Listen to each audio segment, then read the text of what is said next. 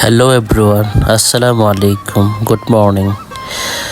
আজকে আমি আসলাম ঘুরতে ব্রাহ্মণবাড়িয়ার অন্নদা সরকারি উচ্চ বিদ্যালয়, যেটি ব্রাহ্মণবাড়িয়ার জেলার অন্যতম প্রাচীন একটি মাধ্যমিক বিদ্যালয়, যা মূলত কলকাতার জমিদার অন্নদা প্রাসাদ রায়ের নামে নামকরণ করা হয়েছে।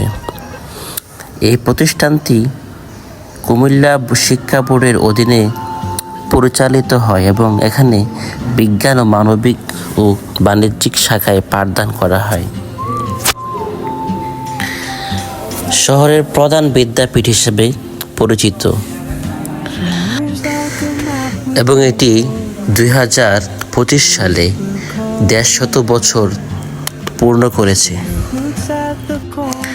এখানে দেখলাম ভিতরের অংশটা বেশ সুন্দর, কিন্তু বাহিরের কিছু অংশ বয়সের ভারে কিছুটা ক্ষয়ে গেছে।